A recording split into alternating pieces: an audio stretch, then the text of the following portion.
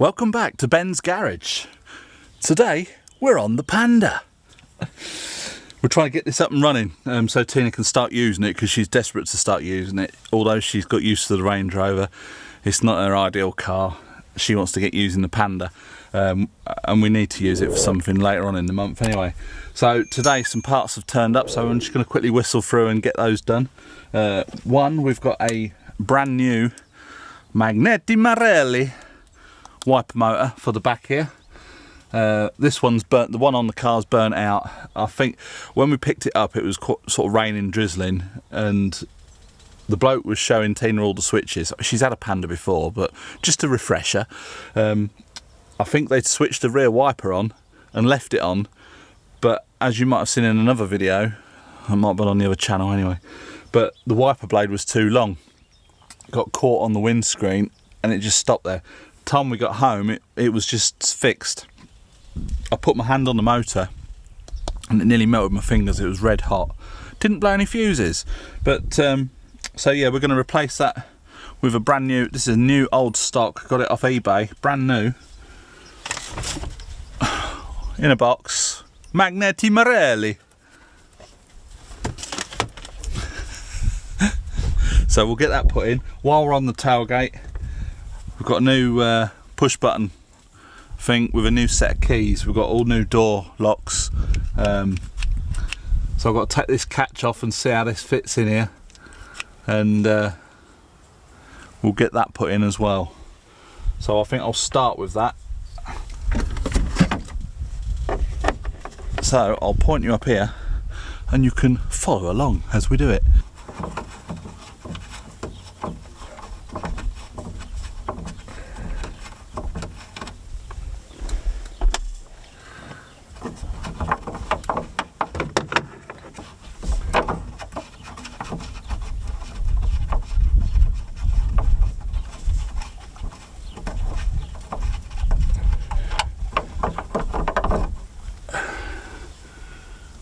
And that comes out as easy as that. So in case this wasn't recorded, there's the old one. All you do, unbolt this thing, the button goes down and you twist it round and you can pull that all the way out. So there's like a grommet that stays in the tailgate, that stays there. There's like a, on the new one, there's like a big sort of foam felt type washer which goes up underneath. So you put it up through there, wiggle it around, get it lined up, push it up through, and then when you put this catch back on, there's two holes in the bottom of the catch that these pegs go into, and that holds it in the boot lid. Tighten that all up and that's good. So now we should be able to bring you down here and I'll show you. Oh,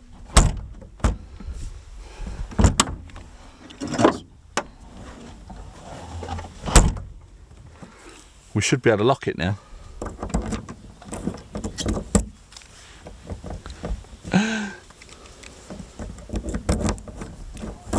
So Tina can now lock the boot lid.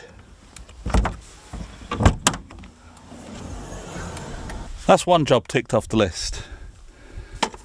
Now we're going to take the wiper motor out, which is just a Phillips screw, a 10mm nut on there, and then the nut on the outside. I'll take the one on the outside off first.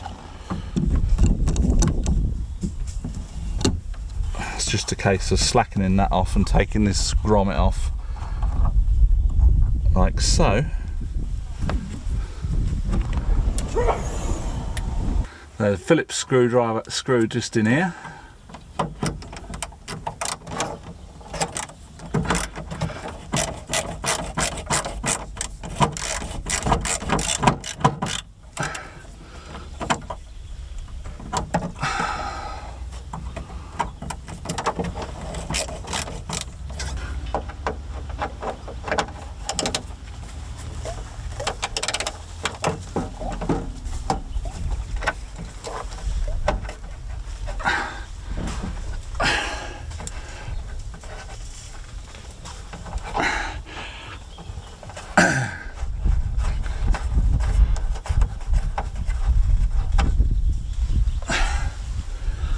There's a 10mm nut.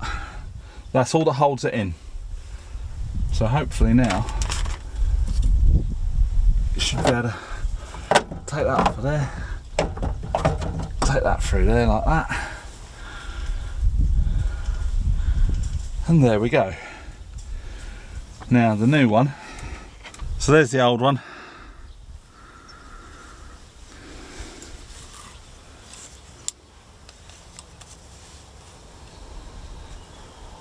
There's the new one.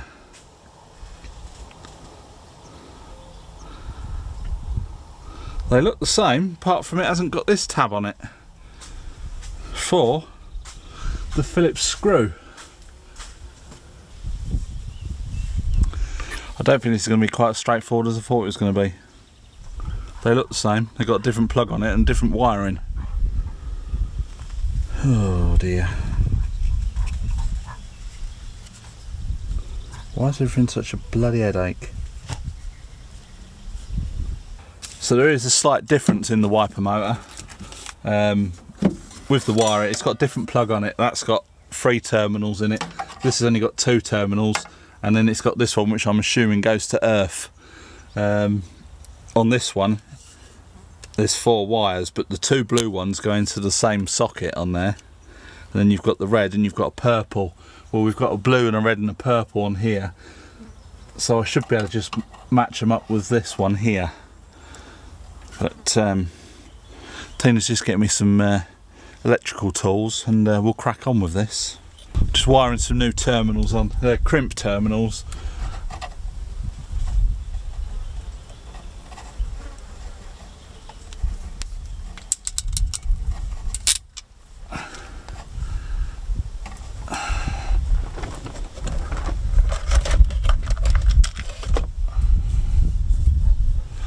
Best bit of kit, these ratchet and crimping pliers.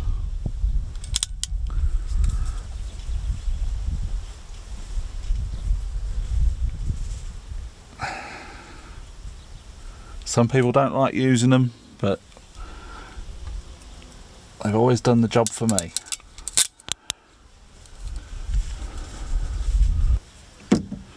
Good pair of wire strippers.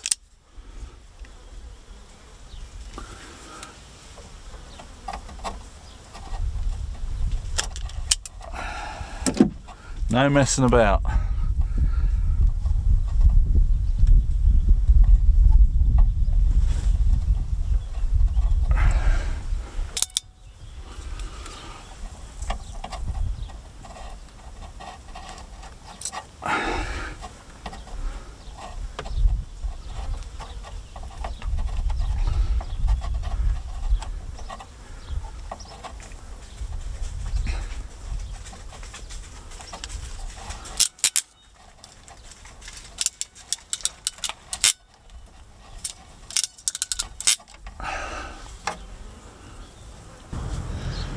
Last one.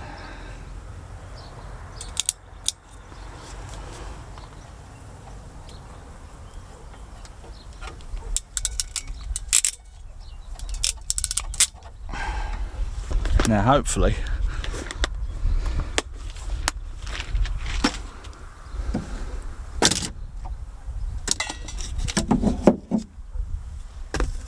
I can plug it in, and we should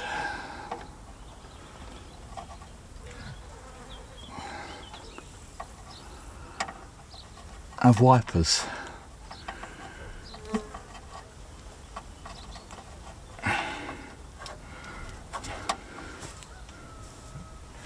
I need to wait for my trusty assistant now. Right, if you can just put the ignition on, please. Just the electrics. Yeah. Right, press the button. Alright, switch it off. Right, just do it again. Switch it off. On again. Off. It's not parking, but perhaps it hasn't got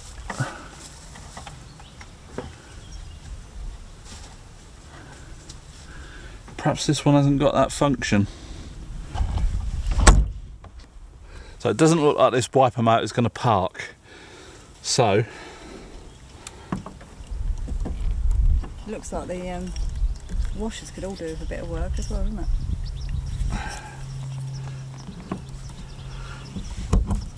Right, if you can switch it on, please.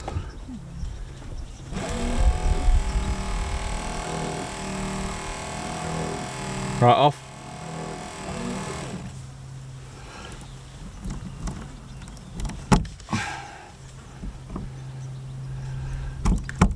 And again.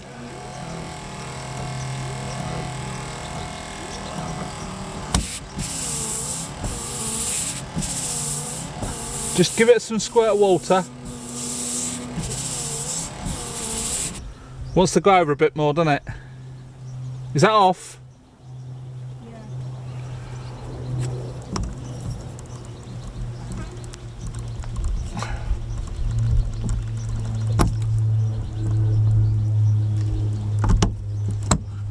Alright, try that.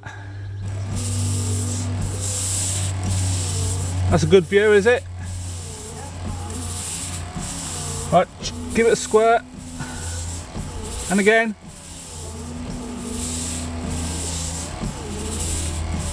And again. Is that alright? Is that you switched it off? Yeah. That looks like that's another job on the list. It doesn't park, so wherever you switch it off is where it stops. I don't very often use my rear view anyway. Well, no, but it's nice to have it working.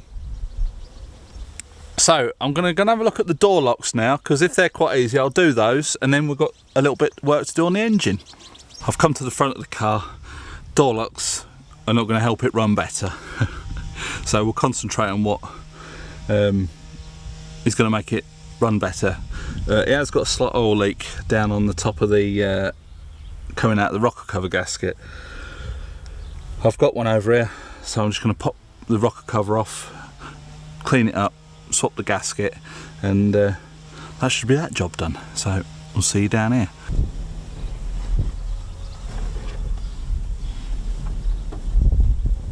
So it's just 4 10mm bolts that are quite tight by the feel of it.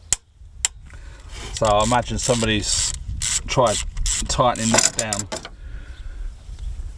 You know, it's probably had a leak. They've tried cranking it down, but these rubber gaskets go a bit brittle, so you can crank it down as much as you like, but once they've gone a bit brittle, they're not going to do anything. So we'll just take these out. God, it's tight as well.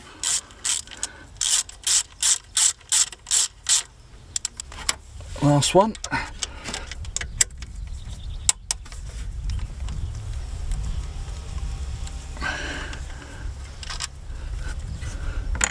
Now there's a thing on the back of it that's got the plug leads in it. I'll just pop that off. Pop the leads out of it and it should come off with the rocker cover.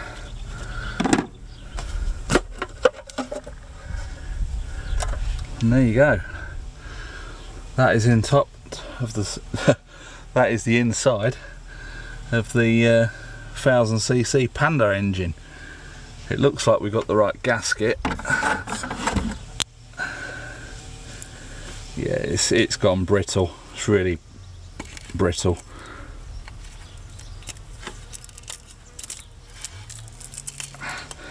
Plus somebody's used a bit of silicone stuff on it, so I'm going to have to clean all that off. Or no, it might be the actual gasket's fallen apart. I'll get this cleaned up and get right back to you. Got the rocker cover, I've cleaned out as much as I can.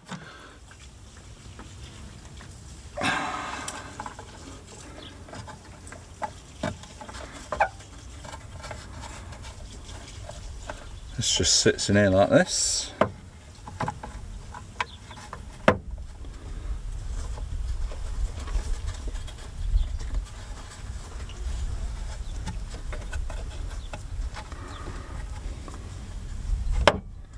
And if that'll stay there, I can just pop it back in the car.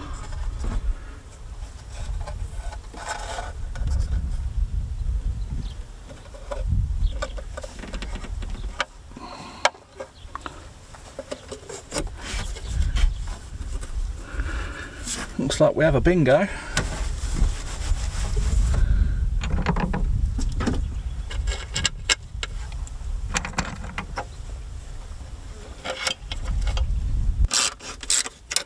I'm not going to go all the way tight, I'm just going to get them started.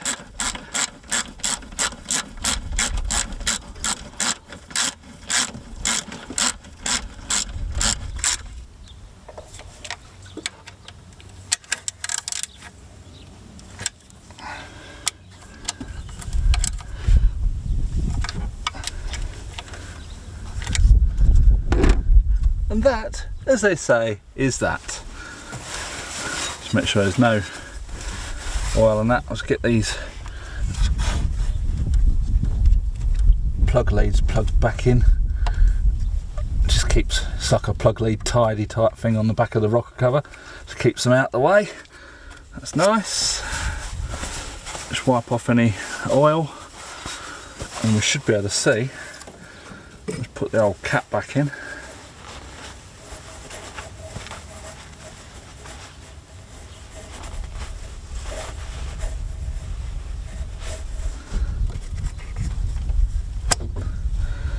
That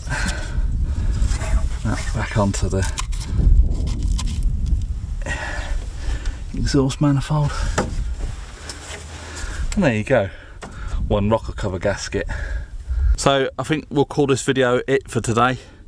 Got the boot locks done, the rear wiper motor, although it doesn't park, it's like Tina says, she doesn't use that very often anyway. The rear wiper motor and a little car like this. If it was the Range Rover, I'd want to make sure that it parks properly. I don't even know if the old one parked properly because the motor had burnt out. But anyway, that's all working, that's done. I've done the rocker cover gasket.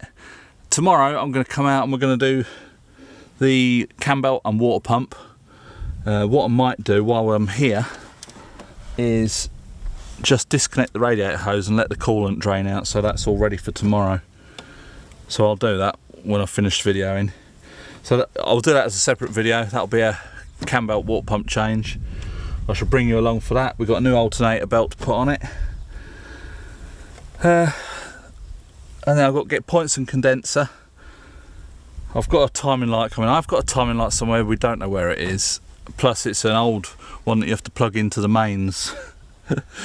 I've got a 12 volt one coming which has got quite good reviews on Amazon and eBay, so we can take the distributor out, change the points. You don't have to take the distributor out, but I always tend to. If it's an easy one, I'll just pop the distributor out, do the points, put the distributor back in and then time it up. Once we've got all the engine timed up, you know, as in with on the distributor with the timing light and everything, then I'll look into the carburetor. Carburetor is the last thing you want to do on one of these cars. It's a bit of a dying art, these old cars. I did my apprenticeship on classic cars, so I sort of know you don't touch your carburetor until everything else has been done. You know, you've done your set, you've got your tappets done, you know your timing's correct at this end of the engine, you know, whether it's timing gears, chain or belt. Make sure your points are the right gap, get your ignition timing set right, spot on with the timing light, and once you've got all that done and you know that's all right, then you can start playing with the carburetor. That's a big mistake that a few people make. They start playing with the carburetor when a little tweak of the distributor could solve a lot of your problems. So yeah, I'm not doing. We've got a new choke cable to put on it. It's a universal one, but it'll do the job, and we'll get this up and running as like it's brand new. So we'll catch you in the next video.